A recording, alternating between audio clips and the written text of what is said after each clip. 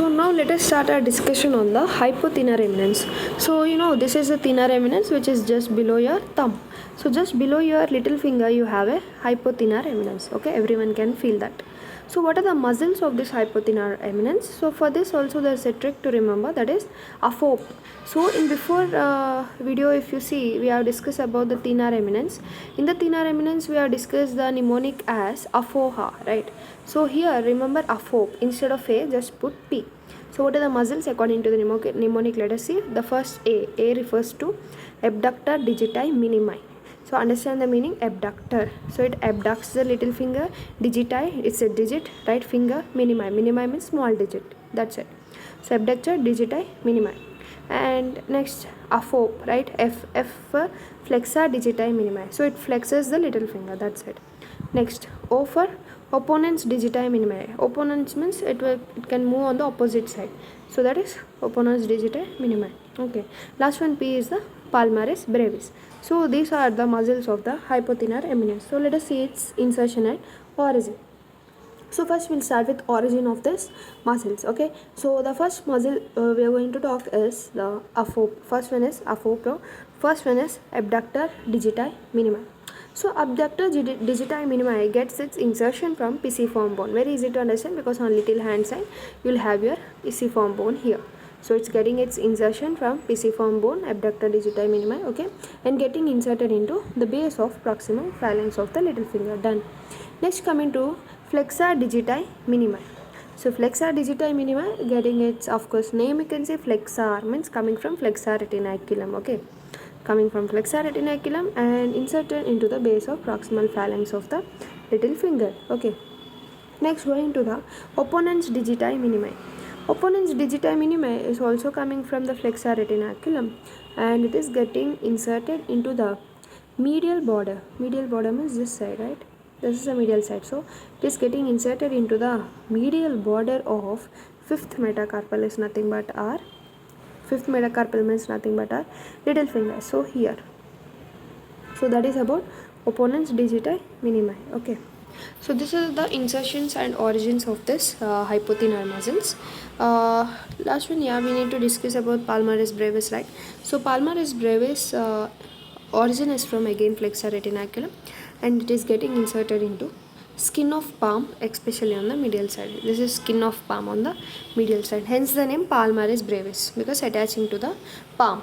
Okay, so this all about our hypothenar eminence. Now let us see what are the nerve supply and action. Okay, so let us start with our palmaris brevis first. So palmaris brevis is supplied by superficial branch of ulnar nerve, because this is ulnar side, right? Little finger side is ulnar side, so it is supplied by ulnar nerve superficial branch. So wrinkles, what is its action? Wrinkles skin to improve grip of the palm. So if you see now in my hand, if I do like this, you can see the wrinkles are forming. The wrinkles are formed mainly because of palmaris brevis to give a grip to a hand, especially on the palmar side.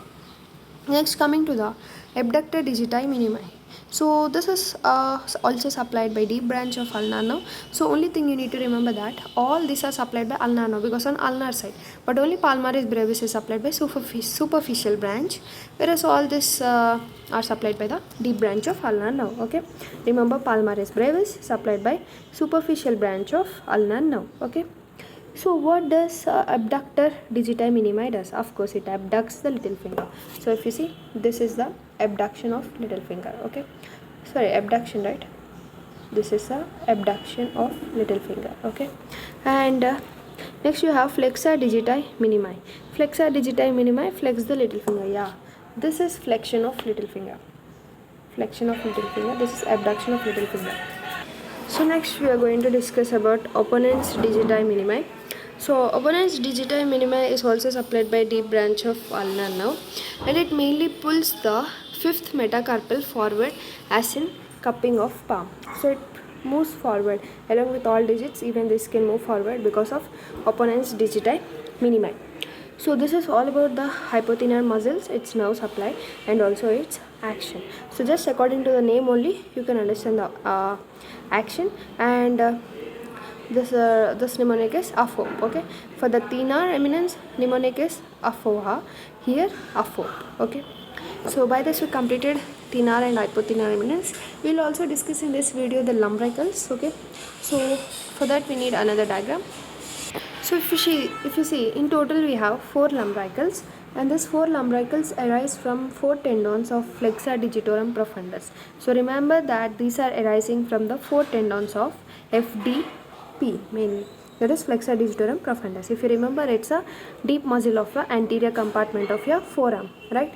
So what are the origin? Let us see. The origin of first lumbrical is from lateral side of tendon of second digit. If you see, this is a tendon, this is a flexor digitorum profundus tendon of second digit, right? This is the first digit, this is the second digit, right?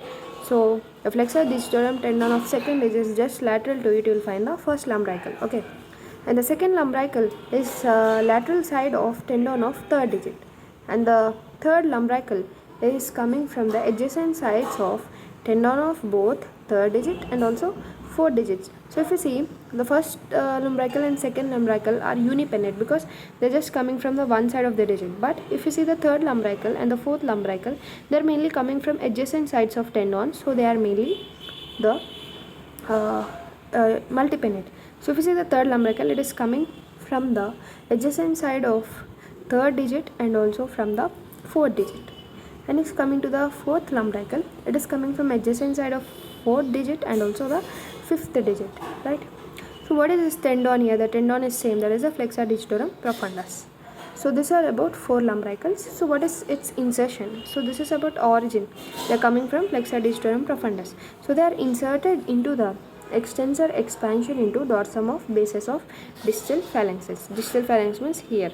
So till here they will extend, and by means of extensor expansion in the dorsum of base of distal phalanx. So they attach to the dorsum of base of distal phalanges. So these are about lumbricals, and now we will understand like what is the nerve supply. So the first and second lumbricals, that is lateral to by median nerve, these are mainly supplied by the median nerve, and the third and fourth are supplied by deep branch of ulnar nerve. Why this one by medial nerve? Because on thumb side, if you remember, in the palm side they are supplied by medial nerve, whereas third and fourth, that is towards your little finger side, they are supplied by ulnar nerve. So what is the action of lumbricals? They mainly flex the metacarpophalangeal joints.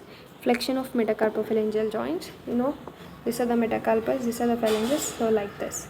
Flexion of metacarpophalangeal joints, okay, and extend the interphalangeal joints. So extend the interphalangeal joints from second to fifth digit, from second to fifth digit, except thumb, leave the thumb, only this, extend them. Okay, so this is a function or action of lumbricals. So in this video only we will also discuss about palmar and dorsal interossei by another diagram. So we can check out this diagram for the palmar interossei muscles. So the palmar interossei are 4 in number. If you see the first palmar interossei from this side, right, the first palmar interossei is originating from the medial side of base of first metacarpal, right, whereas second one is originating from the medial side of second metacarpal, okay, and the third one is originating from the lateral side of fourth metacarpal, and the fifth one is also from lateral side of fifth metacarpal. If you see, in the case of third and fourth, they are originating from lateral side, but the first one is from the medial side, and also from second one is from the medial side of second metacarpal. Okay, also we are discussing about first palmar interossei, right? First palmar interossei is coming from medial side of base of first metacarpal. The first metacarpal will be this thumb, right? So from the medial side of base of first metacarpal. The second one will be coming from medial side of second metacarpal. Third one will be coming from lateral side of fourth metacarpal. So remember that in the third metacarpal there is no muscle, okay?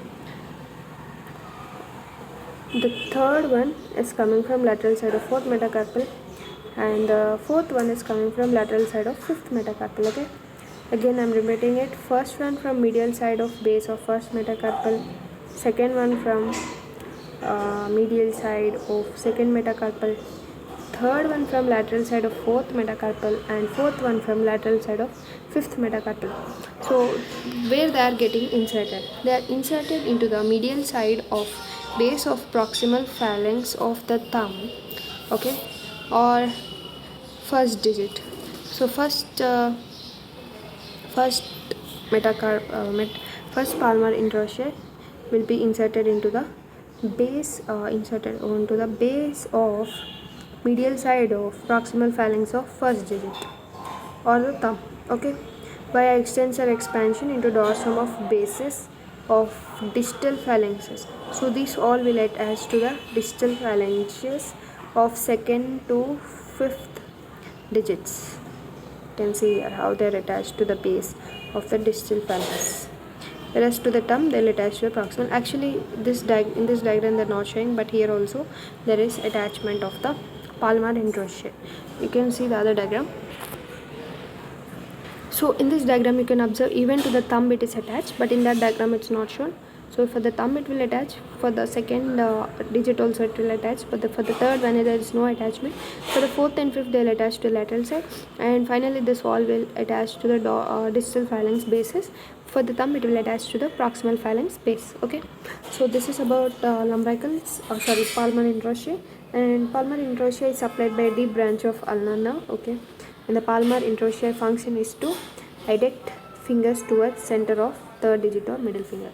So function is like this, adducting towards the center or middle finger, okay. So next we'll discuss about dorsal interossei. So if you check out here, this is the dorsal interossei. So dorsal interossei, the first dorsal interossei is starting from the adjacent sides of first and second metacarpal. So first and second metacarpal in between you see, this is the dorsal interossei, first one, and the second one is from adjacent side of second and third one, and the fourth one is from adjacent side of third and fourth one, okay, and the fourth one is from adjacent side of fourth and fifth one. So that's it. This is the origin of dorsal interossei, and its insertion is via extensor expansion into dorsum of base of distal phalanges of mainly second, third, and fourth digits. Second, third, fourth digits, not to the fifth one, okay. Second, third, fourth digits, bases of distal phalanges, and also it is not attached to the thumb, okay. Only to second, third, fourth bases it is getting attached, and it is supplied by deep branch of ulnar nerve, and the action is dorsal interossei abduct the fingers from the center of third digit. Both palmar and dorsal interossei flex the metacarpophalangeal joints and extend the interphalangeal joints, okay. So you can see here they abduct like this. This is the function of dorsal interossei, whereas palmar interossei they bring near, they adduct, but dorsal interossei they abduct the fingers away.